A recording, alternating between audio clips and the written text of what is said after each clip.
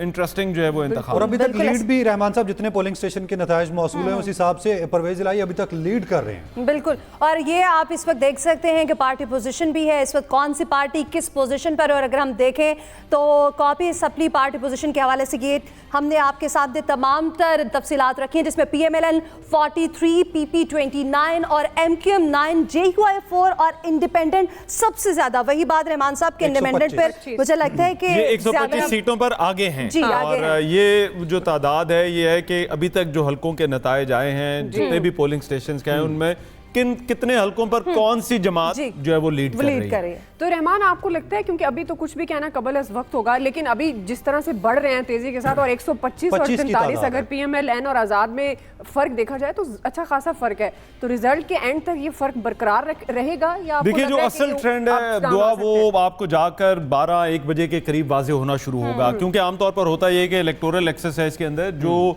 तहसील headquarter या जो हल्के जो पोलिंग स्टेशन पास होते हैं वहाँ के नताइज जल्दी मुरतब हो जाते हैं। आप देखें शहरी इलाकों से नताइज जो है वो जल्दी पहुँच रहे हैं। अभी भी कुछ ही हल्कों के नताइज आपने देखा होगा, बार बार आप भी नताइज अब जब हम दे रहे हैं तो स्क्रीन पर आ रहे हैं। तो ये वो हल्के हैं जहाँ पर नताइज आसानी के साथ कंपाइल हो जाते हैं, कम्युनिकेशन मौजूद है, बड़े अफसर मौजूद होते हैं, नताइज जल्दी जो है वो आ जाते हैं। लेकिन जो रूरल इलाके हैं, जो देहात हैं, वहाँ पर जो पोलिंग स्टेशन हैं वहाँ के नताइज 12-1 बजे के बाद जो है वो आना शुरू होंगे। तो मेरा ख्याल है ये ट्रेंड तो एक सॉलिड ट्रेंड तो समझा जा सकता है अगर आपके पास 50-100 पोलिंग स्टेशंस का नतीजा है। लेकिन रहमान साहब ये जो ग्राफ ये मेक और ब्रेक सिचुएशन इसको अभी नहीं कहा जा सकता। जिस तरह से ग्राफ है और आजाद उम्मीदवार लीड पे हैं 125 और PMLN ग्राफ में देखिए रेड ऑल्दो फर्स्ट पे है लेकिन 44 है, पीपल्स पार्टी तीर 28 सेकंड पे है और उसके बाद 9 है इसके MQM के, JUI 4 पे है, इंडिपेंडेंट जाहिर ऑब्वियसली नंबर 1 पे है 125 और ये जो अभी आपके पास जो नताइज हैं ज्यादा वो हमारे पास खैबर पख्तूनख्वा और पंजाब सबसे ज्यादा नताइज है वो यहाँ से आ रहे हैं, उसके बाद जो है वो सिंध से आ रहे हैं। तो जिसमें कराची जो है वो ज्यादा शामिल है, कराची के हम कमोबेश हर हल्के का जो है वो कुछ ना कुछ नतीजा जो है वो दे रहे हैं। तो ये जैसे मैंने कहा कि ये अर्बन सेंटर्स जो हैं या जिन हल्कों का एक्सेस जो है वो अर्बन है तो वहाँ पर थोड़े जल्दी नताइज आप देखेंगे आएंगे। लेकिन बलूचिस्तान जाहिर बात है बहुत बड़ी कंस्टिट्यूएंसी है, वहाँ के नताइज हैं। फिर माफ़ कीजिएगा साउथ पंजाब जो है वहाँ से भी जो है वो अभी कुछ नताइज आ रहे हैं, मुल्तान से तो हम बार बार जो है वो बता रहे हैं, लेकिन जो आसपास के इलाके हैं वहाँ से अभी नताइज जो है वो आना है। तो ये ट्रेंड जो है वो कहीं जाकर जिसको कहते हैं ना कि एक शक्ल इख्तियार करेगा तकरीबन 12-1 बजे। लेकिन अभी फ़िलहाल ये ज़रूर कहा जा सकता है कि अगर मियाँ नवाज शरीफ में देख रहा था वो ये टेलीविजन पर देख रहे होंगे जो नताइज आ रहे हैं वो बैठे हुए थे थोड़े परेशानी के अलावा ग्राफ की तरफ देखा जाए तो इतनी परेशानी उनकी बनती नहीं है। 44 उनका ग्राफ है। PMLN चाहती है कि वो 125 पे वो होते और 44 पे चले आज़ाद हो जाते हैं, वो काबिल बर्दाश्त है। NA 86 का जी रिजल्ट है सरगोदा का और आज़ाद उम्मीदवार आगे हैं और जो सैयद जावेद हसनैन है PMLN से इनका ताल्लुक 7321 वोट लेकर दूसरे नंबर पर हैं और जो आज़ाद उम्मीदवार 8876। जावेद हसनैन साहब ने पिछला इलेक्शन भी जीता था। जावेद हसनैन साहब पिछले इलेक्शन 2018 में जब PTI हर जगह से जीती थी तो सरगोदा और गुजरावाला जैसे जो इलाके थे यहाँ से नून लीग के बहुत सारे कैंडिडेट कामयाब हुए थे।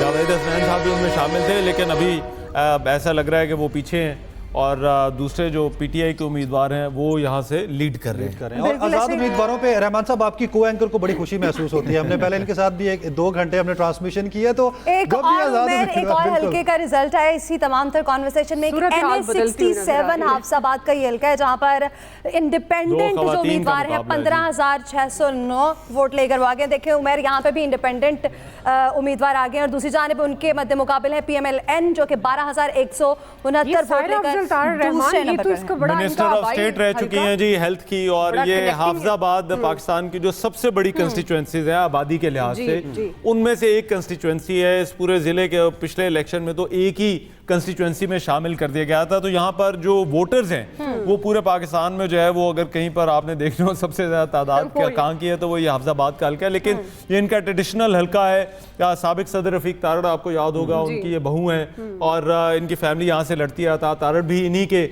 जो है वो रिलेटिव हैं।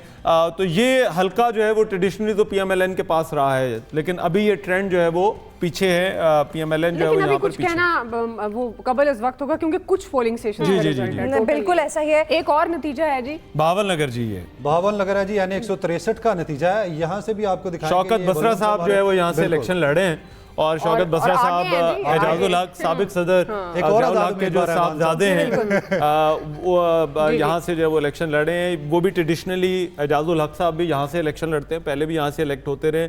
शौकत बसरा साहब मैंने पहले भी बताया पीपल्स पार्टी में थे, अभी ये PTI में शामिल हैं, PTI के साथ रहे हैं और अभी जो है वो रहमान साहब, ये बहुत सारे ऐसे इंडिपेंडेंट जो उम्मीदवार हैं जी। एक और हल्का जिसका हमारे सामने इस वक्त नतीजा है जिसके हवाले से आपको आगाह करेंगे, ये गैर हतमी और गैर सरकारी नतीजा है जिसके हवाले से आपको आगाह कर रहे हैं। ये है NA 32 और इस हल्के में भी अगर आपको बताया जाए कि आसिफ खान है उम्मीदवार जो कि ये भी आजाद उम्मीदवार हैं। 1110 वोट उन्होंने लिए और उनके मुकाबले में ANP के हैं 130 वोट उन्हें मिले। मैं यही बात करूंगी रहमान साहब, इंडिपेंडेंट जितने भी उम्मीदवार हैं मोस्टली ऐसे हैं कि वो पाकिस्तान तहरीक इंसाफ के उम्मीदवार हैं, मतलब की पार्टी में से थे और अब चूंकि वो उन्हें अपने बैठ का निशान उनके पास नहीं है, उनकी पार्टी इंतखाब में नहीं है। वो इस तरह से इलेक्शन लड़ रहे हैं। जो बलोच साहब वाली सीट है, ये बलोच साहब वाली जो सीट है, ये यहाँ पर तहरीक इंसाफ ने इनको आउट किया है। पेशावर की जो सीट है उस पर बड़ी